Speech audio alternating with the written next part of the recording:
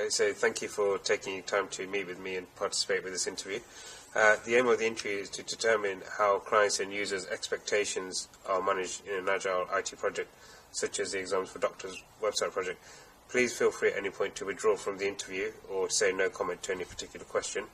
At the end of the interview, you will be given the opportunity to go through the video recording if you'd like to make any additional comments if you wish. Please note there's no time limit, and you are free to give as short or long descriptive answers as you like. Are you happy for the interview to begin? Yeah, that's fine.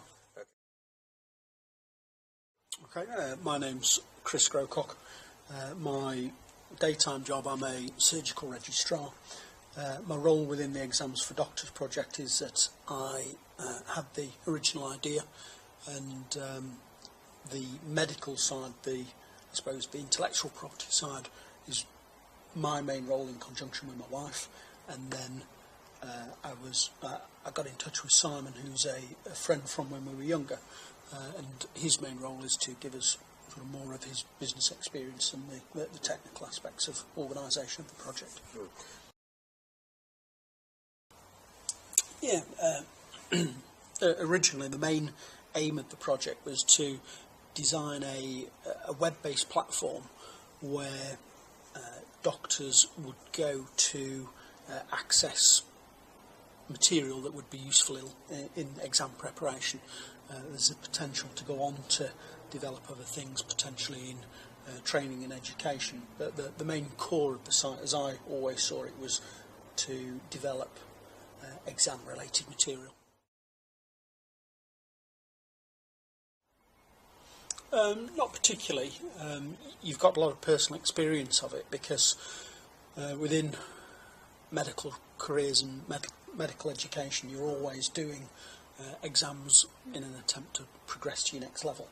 So I've got personal experience of doing it. In terms of providing it for other people, you can become a trainer for certain skills courses, those sort of things, but I've no direct personal experience of providing exam material for people prior to this.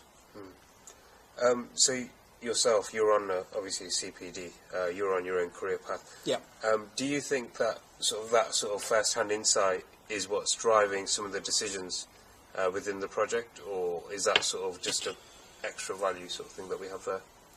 I think if you've got personal experience of what you need to pass professional medical examinations, it makes it much easier to, I suppose you end up wanting the project to develop in a way which you would have found useful for your own use. I think it's inevitable that something that I find attractive is something that I would have wanted to have used in preparation for my own exams at different stages in my career. So as the sort of project originator and the entrepreneur, would you then also say that you're a model sort of user? Potentially, yeah. Potentially. Yeah, definitely. Well, in a way, it's a big multidisciplinary team, isn't it? And there are aspects of business that I've got absolutely no insight into. Certainly, I've got an idea about databases, but web design and the technical aspects of web design, again, I've got no close idea about. So I think my feeling is when people come and see me at work, you go and you seek specialist advice, and in the same way as people come to me for specialist advice, I would never go to you, and I might tell you how I visualise a finished product, but I wouldn't dream of telling you how to get there.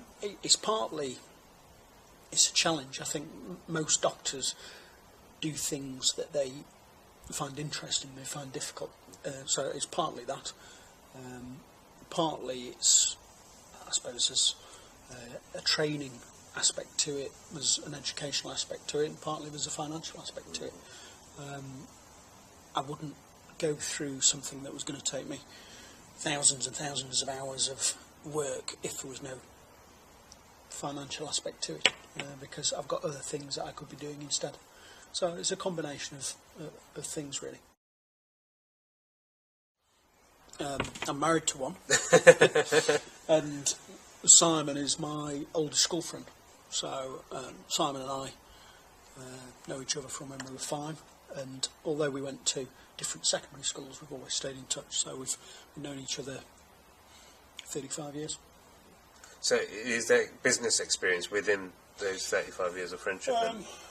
We've never had a formal business relationship before, but we meet each other maybe between 4 and 6 times a year. Our children know his children. I'm the godfather to his oldest son, so we have a good, close relationship.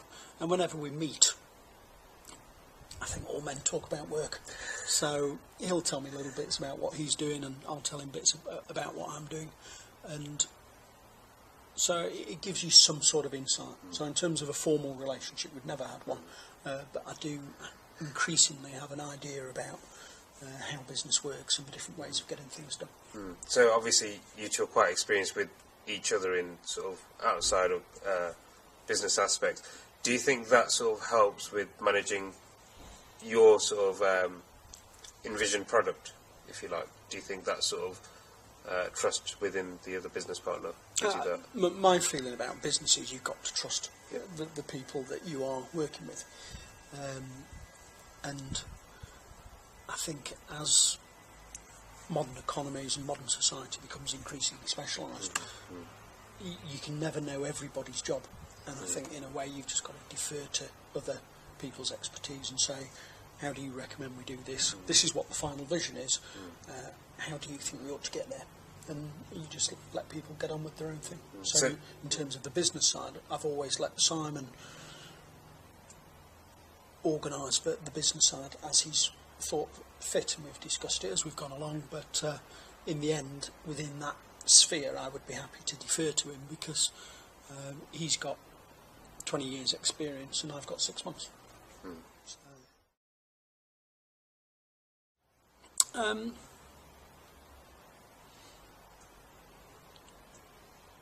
We basically sat down for a few afternoons with a mind map system, and we just talked, put our ideas onto a big sheet of paper, and we decided what we wanted to achieve, and then I suppose how we were going to achieve it, and what the steps were going to be. And I think largely we stuck to that. The main thing that has slipped has been the timeline. So I suppose the project has been evolving for about 12 months. And when we started, we were thinking that potentially we might be in a position to go live any time now. And looking at it, I think we're going to be at least another 12 months till we are live. So, you know, we've had a lot of slippage there, but at the same time, in terms of the way we've developed the project, we've yet to expose ourselves to major financial expense. So, in a sense, I think we're both relaxed about doing things on a slower, more evolving basis. Yeah, I think the key thing I want to do is I want to build a flexible IT experience, because we don't know what the final structure or the final outcome of the project is going to be over and above examination questions. And in terms of your platform that you're building, you want it to be as flexible as possible. And I think if our alternative was to go to a commercial company and say, I want you to build us this, this and this within 3 months, and that would have been a major financial investment. But also, potentially, they might, it's like taking on any contractor, they might build what's fastest and easiest for them, rather than what's the best thing for the project. So I'm quite happy with the way we've done it. Just that it's, I suppose I would liken it to a problem-solving approach, where a project evolves and you start off with an aim, but as the project evolves and you develop problems, you solve each problem as you go. And so there's more of an evolution of ideas, more of an evolution of thinking. So that's how I think. I think you just play to people's strengths. And if people can wear several hats, then I'd be happy for them to do it. But I think you just bring your key members in, ask them to, it's obviously crucial to recruit the right people for what you're trying to achieve. And if you're missing a certain area of expertise, you can either see if anyone within your group has got expertise that you might be able to draw on, or whether you need to recruit a new member. I think so. I mean, at the minute, I still, from the bits I've seen,